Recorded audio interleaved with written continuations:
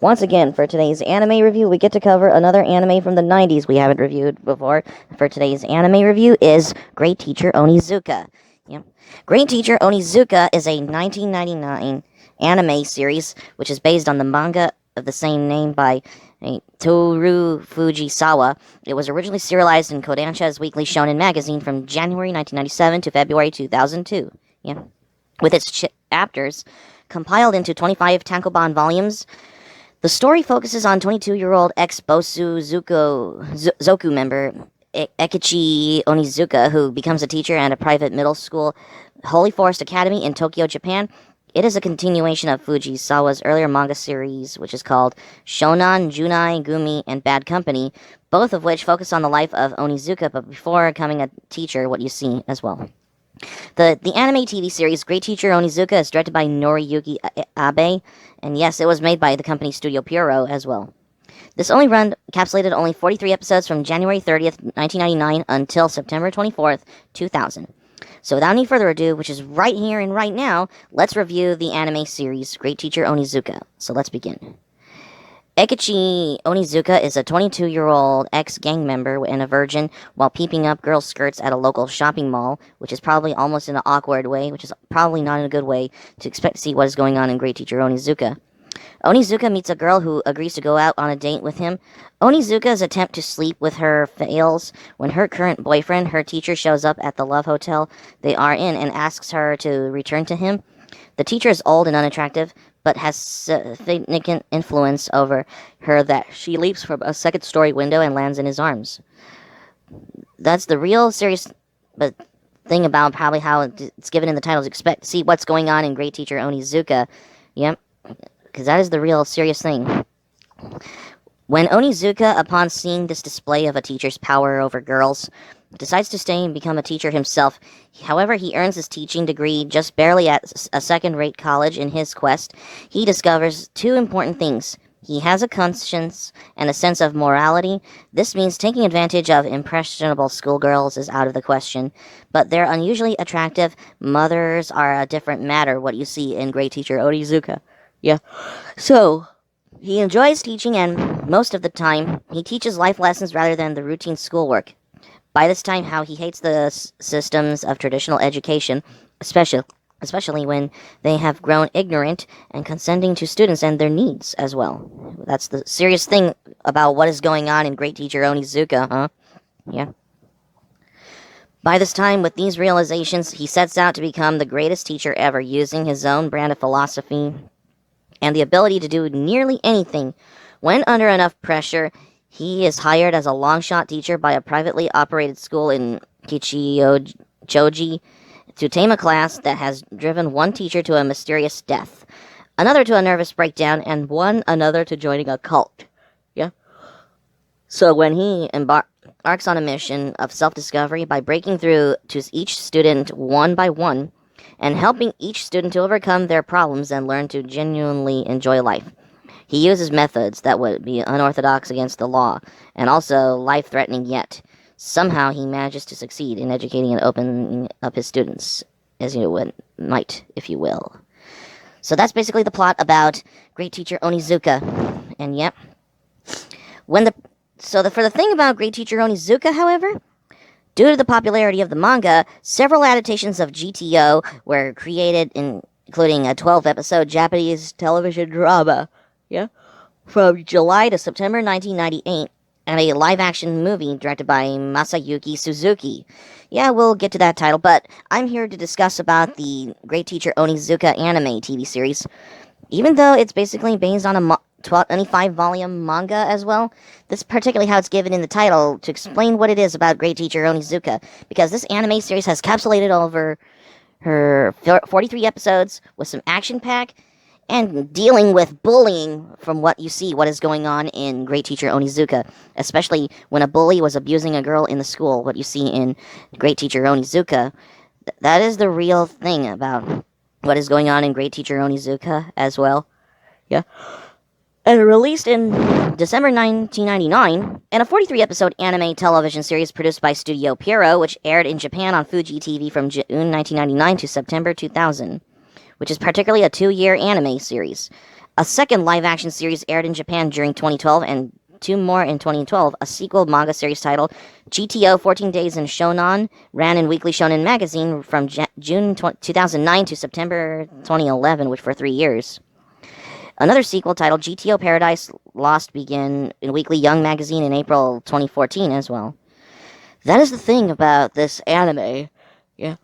It's like, it came from out of the blue, as how it's been always out of control to see what is going on in Great Teacher Onizuka, particularly of how it's given in the title as well.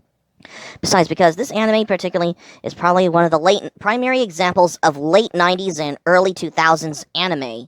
Yeah, that is the thing for an anime like Great Teacher Onizuka. Because I know there's some sequels, it's spin-off. Yeah. Yeah, so the thing, because the series was published in Weekly Shonen Magazine from January 8th, 1997 to February 13th, 2002. A total of 25 volumes were published between May 15th, 1997 and April 15th, 2002.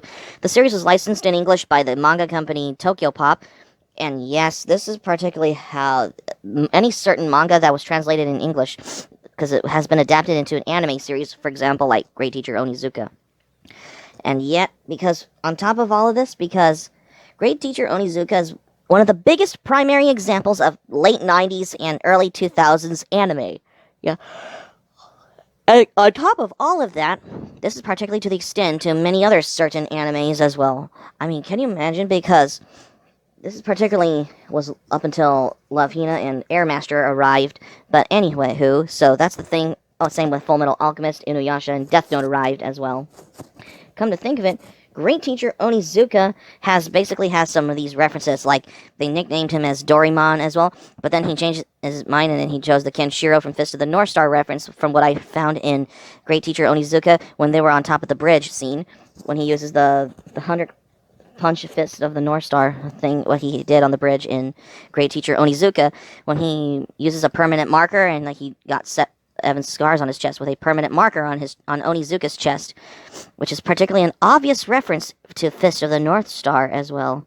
And yeah, because come to think of it, the bully who bullied the girl in Great Teacher Onizuka, Miyabi, because Miyabi Aizawa has been arrested by the police in episode 42 of Great Teacher Onizuka, because she was a ruthless student from hell, particularly what you see in Great Teacher Onizuka. She may be a vicious killer, particularly what you see in Great Teacher Onizuka.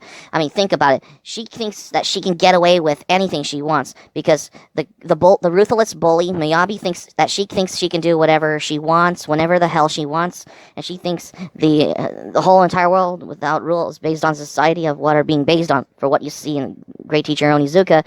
My favorite scene in Great Teacher Onizuka is where they walked past that movie screen at the movie theater where they showed The Ring playing in this episode of Great Teacher Onizuka. Not notable references of how you expect to see what is going on in Great Teacher Onizuka, because that is the real question of how they use references from certain movies or anime. What I found in Great Teacher Onizuka, which is does it have any more references from what I found, from what I discovered? Because that is the real question, particularly for Great Teacher Onizuka as well. Yep.